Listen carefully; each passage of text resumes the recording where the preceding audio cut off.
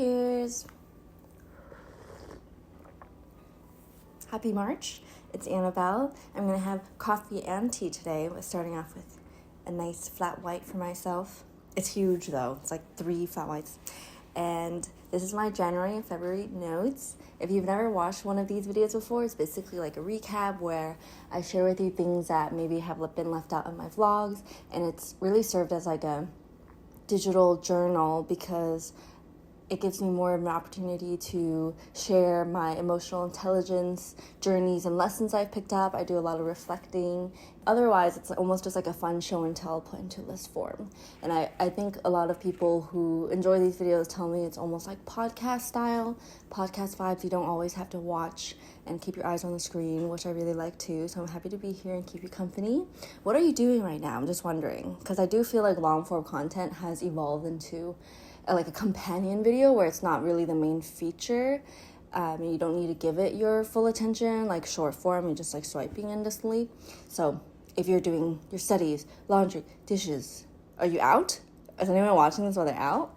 I mean, if you're at work, then you might be out. So January 1st, it started so lovely because I went out to a ping pong bar. It's kind of like a clubbing scene with my friends, and William was there, and I slept over at his house because it was much closer than coming all the way out to Brooklyn at like 2-3 in the morning.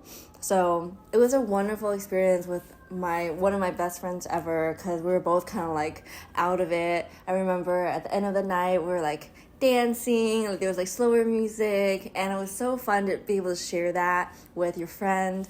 And then at the subway station, he told me it was like this quiet moment between trains as we're waiting for our train. And he told me, I just want to let you know, I hope that going into this year you have a great one. But last year you went through a lot, and I'm really proud of how well you did. And I just want you to know that you're so emotionally resilient and you can do anything, or something like that. And I was like, my heart was warm, it was glowing. And then I told him that I love him and that him being in my life had such a big part of me getting through everything that I did. And then we hugged it out.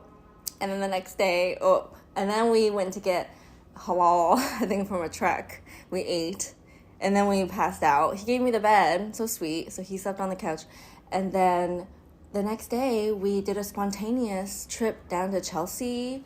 We rented city bikes and then went down what's it called? It's like, so the western side of Manhattan has this huge bike path, parks on the left side, and you can see the Hudson River. So Hudson River Greenway, I don't know.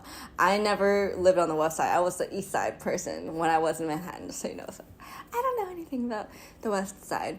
But it was so sunny, and I was like sweating, even though it was January 1st. And then we just walked around the neighborhoods. I think Chelsea is one of William's favorite neighborhoods. So we were just chatting about stuff. And then he dropped me off by the subway station, and I went home, and then I had to unwind and everything. So that was just a wonderful memory that like really like started January 1st off well. But I remember coming out of his apartment thinking like, today is just any other day. Like, who cares what humans mark it as, like on the Gregorian calendar, right? But still, whatever. For the sake of saying, we're ushered into 2023. Beautiful day with my best friend. Great memories. So next, I started Brazilian Jiu Jitsu this year. I've gone to, 3 or 4 classes so far, and I got 2 gis of my own. And it makes it so fun when you can like express yourself, because if you buy the gi in the school, they have like white, black, or blue, like a cobalt blue, or was it royal blue? I shouldn't really get into that right now, but I'm not really into that shade of blue. And then I really should have not hurt. It's like so much air went down just now. I went on Fuji. I'm going to link it, of course, if you're interested. I'm going to try to link everything I can. Yeah, as usual. So I got myself an olive green gi as well as a hot pink one. And those are like my 2 colors right now, evidently. And I also love red. I think that's like my trio. So it's like boom, boom, boom. Yeah. Green, red, green, pink. Yeah, so that is my favorite color palette. That's my like signature palette at the moment.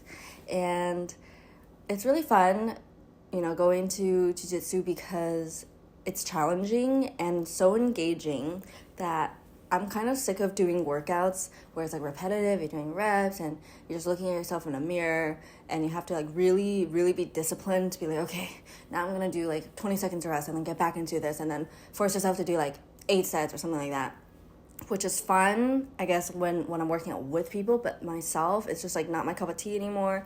And I used to do Insanity, which is like a video, so following along is also good. And I think following along to some YouTubers is really nice too. But martial arts in general, what I love about it is the interactions. Like, you are being hands-on with people. Like, everything you do is in relationship to another person, another body, versus just like working out, I guess. And that really helps me develop my coordination. It also allows me to learn how to be see, that's the air, how to be comfortable being in close quarters with different people for sensitivities, like in the hopefully never chance that I am attacked by somebody. You have to be comfortable getting physical, and also to have like the boundary and respect that comes with being so close with somebody. Not to mention, jiu-jitsu especially is just such like an invisible workout because I am so focused on getting a specific technique, like, okay, hooking the foot on the outside of the leg and then kicking my ankle or my heel with my left foot and then trying to flip the person and then doing like a shoulder lock or whatever. And the next day, my whole torso is sore. And then I'm like, yeah, like I like that. Like I didn't have to go on some ugly gray metal machine and like do a bunch of curls. For Jeet Kune Do, which is the first thing that I ever learned and I'm still learning, I'm an orange belt right now, so that's like number 3, and I'm really hoping to become intermediate this year so that I can learn a new set of skills and qualify to go to different classes. So at the end of January, I signed up for a ceramic studio. I'm so happy about it because essentially for the year before that, I was always doing hand building at home, but now that I have this little office of mine that I rent this space, not only do I get to see my friend Jasmine maybe 3 times a week, depends on when we overlap, but I also get this like work-life balance of having to pack a lunch and leave the house and commute home, and that's definitely like a blessing. Just to switch things up, I'm somebody who like really likes a dynamic work week, I guess. And I also get to practice on the wheel. So I've made a couple of bowls, and right now they're currently being glazed, and I can't wait. I have a really bad feeling that some of them are going to be just because the glaze did not work out when I was putting them on. I tried my best to make it thin and stick, but from my experience, one time I made the glaze too thick, and when I was being fired, the whole thing just kind of like fell off. So there were just naked spots on the cup.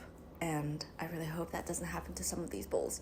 So I'm excited to see them come back. And then, as you saw, the most recent vlog last Friday was my Tokyo part 1. So there's going to be part 2 next Friday. And I went for 6 days. I was like, I don't even know how to say this, completely and utterly fulfilled by this trip. And it makes me so happy and encourages me to travel solo more. Yeah, as soon as possible. No, really chapped lips, 1 second. And, I packed my lunch yesterday, and then I ended up using disposable chopsticks. But I got those chopsticks while I was in Japan, actually. You'll see, but a couple of friends DM me on Instagram. If you're one of them and I didn't respond, thank you for the recommendation. I saw it nonetheless. They recommended me I go to Kamakura, which is south of Tokyo, maybe like an hour's journey, a little bit more. And I found these chopsticks in a woodworking shop, like a really cute boutique. And I wanted to bring a pair of chopsticks back with me. My kitchenware is really eclectic. It has a lot of different souvenirs from my travels. And I actually have 2 pairs of chopsticks that were from my 2017 trip to Japan. And now I have another one. And I love that it's handcrafted and just looks really unusual. I didn't want to get it from like a gift shop. So, I mean, that one was a gift shop, but I don't want to get it from like a huge department store gift shop. Yeah. So this is the other thing that I got. I'm going to launch a mini Japan haul, just my highlights. I got this like a velvet matte lip cream. Currently my favorite lip product. I also think that the packaging is just so fun. It's a very like novelty. I gotta make sure this looks good. Yeah, it looks good. Why did I even doubt? Okay. So I got this goodie, and then I also got 2 pairs of earrings for myself. So got these rhinestone hearts. I think is really fitting for me. I love like a long, dangly, skinny earring because now that my hair is so long, proportionately, I think it works really well. Even short hair, to be honest. I don't even know why I just threw out that reasoning. Bob, it would look really good too. So there's that. And then a couple of kitchen goodies. Got dish soap. This is like a citrus Kaminoko wash.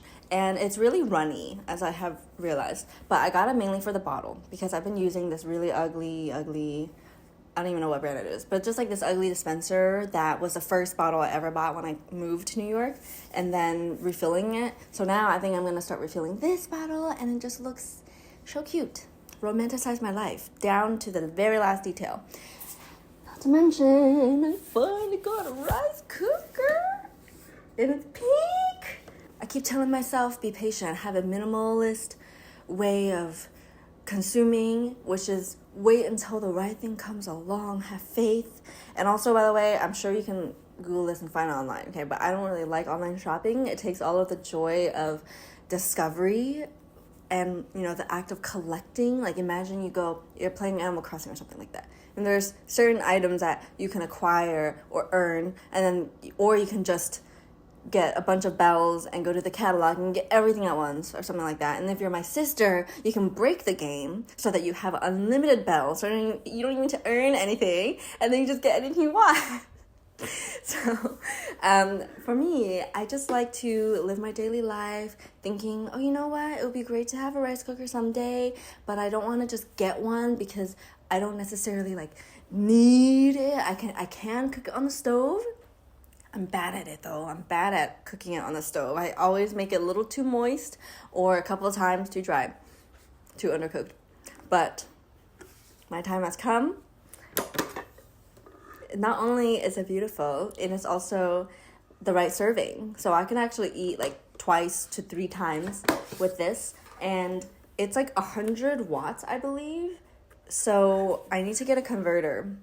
I totally forgot that, but I already ran this machine once, and I was like, what's this smell? I thought like maybe it smelled just a little bit plastic smell that night. And so then I told Radia this, and Radia was like, oh my God, like I think our American electric system will send too much power to this and make it like overheated. So thank goodness, I think since this is a little machine, it didn't like set on fire or like explode or something like scary. But I'm not gonna test my luck, and I don't want to break this machine or do something bad to this building. So I'm gonna order that converter online, and then finally have fresh rice every other day. Lastly, the haul. I have 2 new pairs of pants I'm so excited about. There's like a fat ass cargo looking, what do you call this, like baggy pants, okay? And it turns into shorts, which I love. I love a good zipper. I love convertible clothing. And then I have these other pants. Are these cargo pants? I don't even know what it's called. And it's iridescent, so I will blend in when it's trash day in Manhattan and I walk down the piles of garbage. I will look like I have no legs at some points. And then lastly, this cardigan. Look. I really like how the norm, I guess, in like Japanese fashion is just a lot of layering, and they wear a lot of blouses. So this I got way long ago. You might recognize it if you watch my vlogs. I used to wear a gingham dress with it all the time. So I like being able to layer it with my blouses. And spring green is like a really beautiful color. They had this in pink as well, but I think I deliberated, and green is a little more classic and timeless for me, and I think goes better with my skin tone as well. So, and like my blonde hair, so that's why I got that. I have like a bunch of gifts for people, but I'm just not gonna show it because it's gonna be this exhaustive haul, and I just want to show you some of the highlights. So that's my little Japan haul, and I'm gonna touch on a few things I wrote for February. So I said I started dating casually. I started using Hinge, okay? Please don't try to find me. Yesterday, for the first time, I got a like that was like, I've seen you. You're a YouTuber. Someone said that. Like, oh, hi. Oh, but I didn't talk to him. But I was just like, oh, matter of time, you know? I was like, did your ex watch me?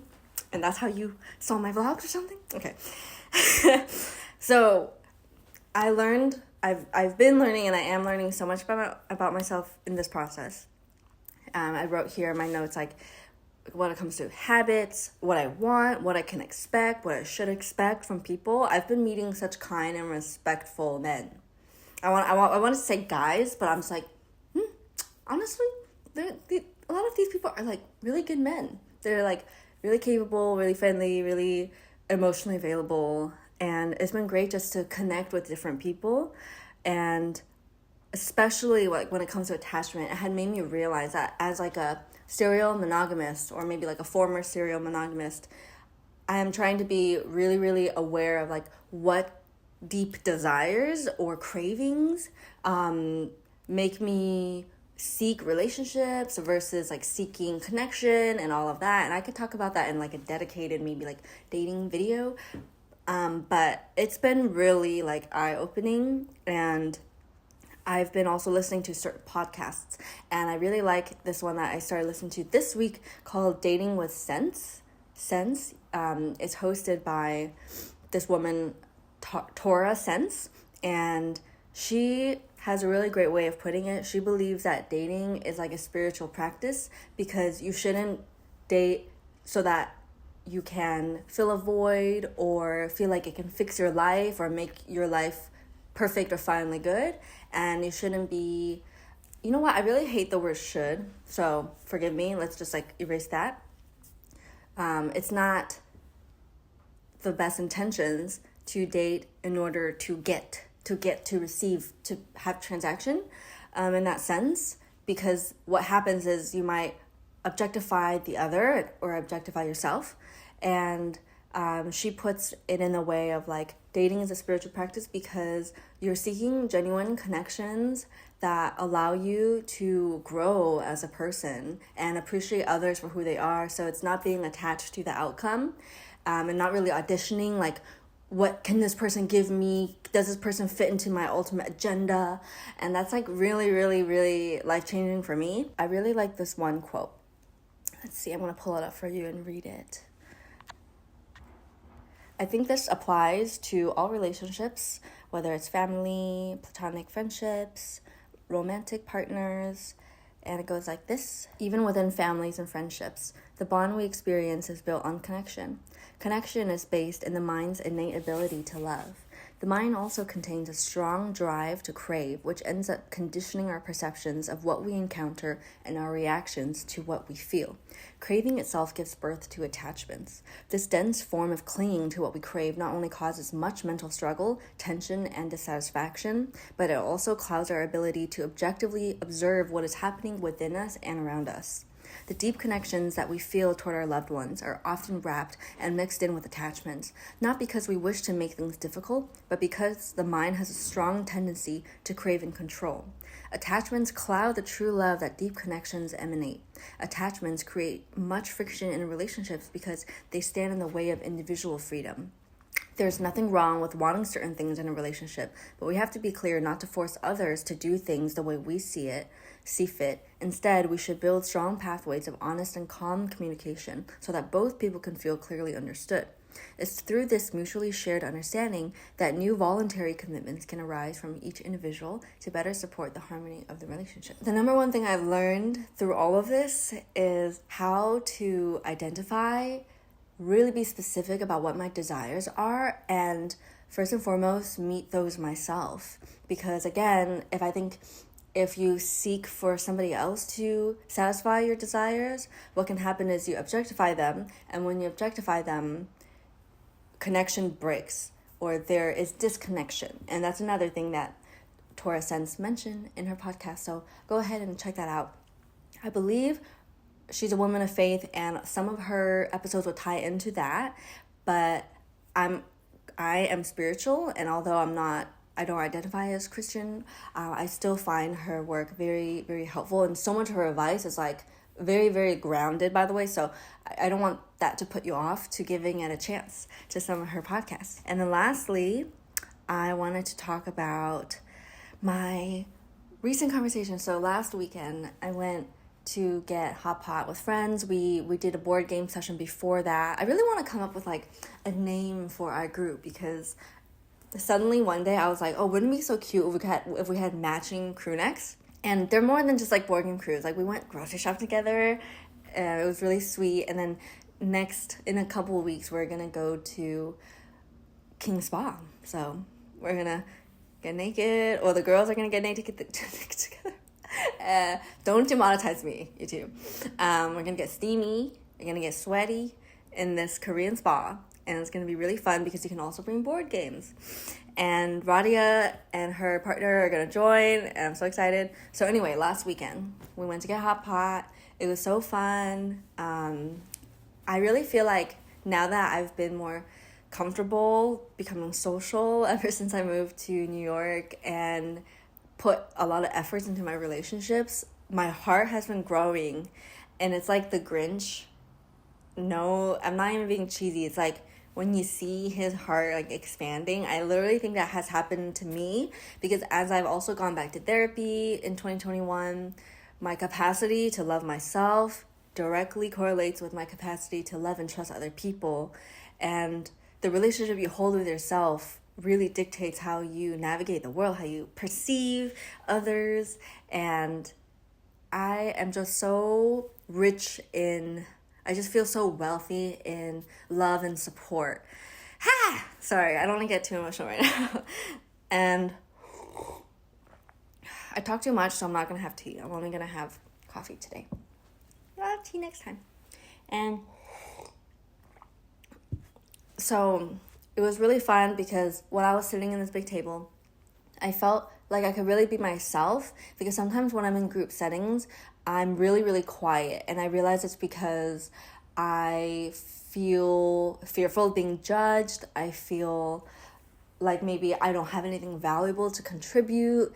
And I think when I'm with the right crowd, I really like being humorous. I'm just like a funny person, and I love just like being goofy and silly or whatever. And it's not anyone's fault, and it's no one's job to make me comfortable, but I'm just saying, I think that's when you can tell when you click with somebody, and that's okay. Like, just like with dating, like not all friends need to be really close and get along. It's just not the way of the world.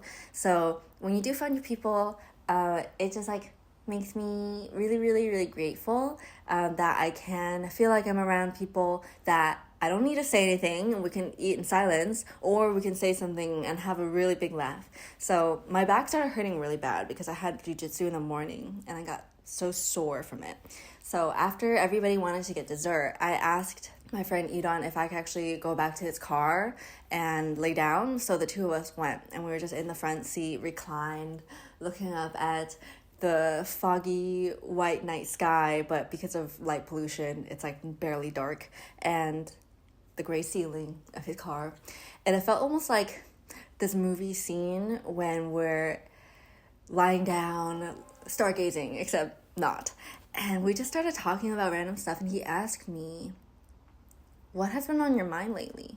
And I thought to myself, I'm not going to perform. I'm not going to say something to just fill in the blank. I'm going to literally just be honest, because that's like the most effortless answer. I just said, well, so I've been like going on a few dates lately, and it's made me think about how I have these attachment issues and things that I'm now realizing, and I want to work on it. Like, exhibit A, exhibit B, exhibit C, and I said all of these things, but I think, to be honest, I thought I said it in quite a constructive way. Like, I was hopeful and excited for myself. And then after I finished my spiel, he thought for a moment, and then he said, well, I think you are being way too hard on yourself. And I said, how so? And then he said, well, last year you went through a breakup, and all of these feelings, they are natural. The way you are, who you are, the way you're raised, like whatever people that you came in contact with that shaped you to be who you are, you're meant to be this way.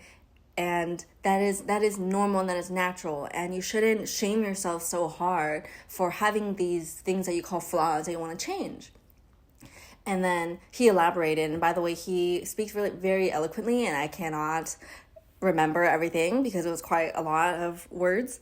But I just remember laying there and feeling pulses of tears come into my eyes because I felt so seen and so supported.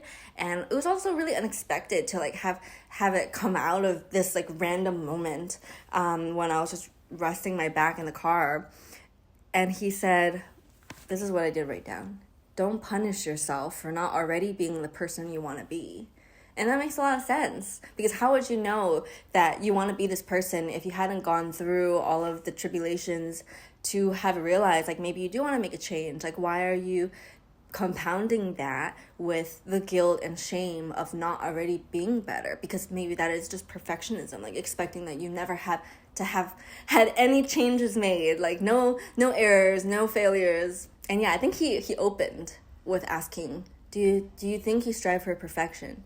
And then he asked, do you fear failure? And I feel like that's something I worked on so much in therapy.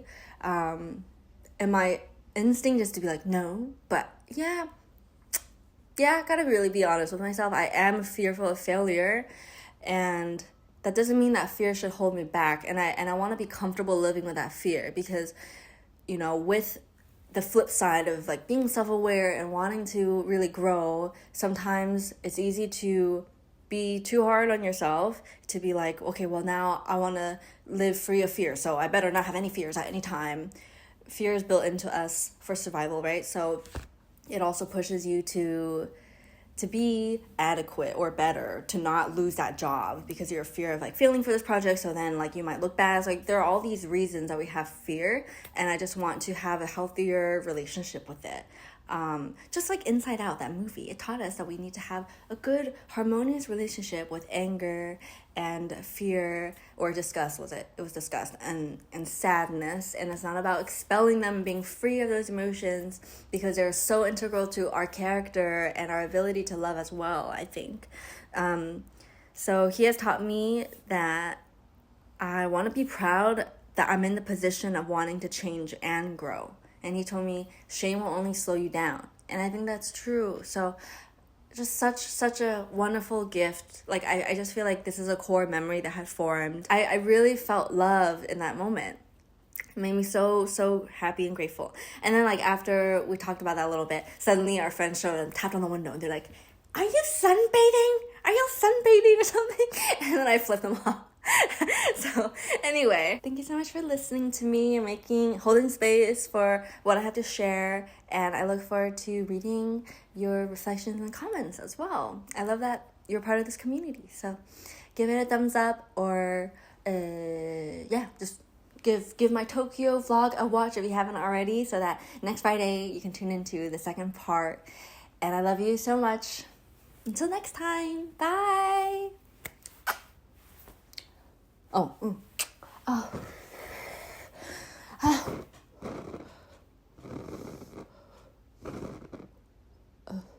Didn't work.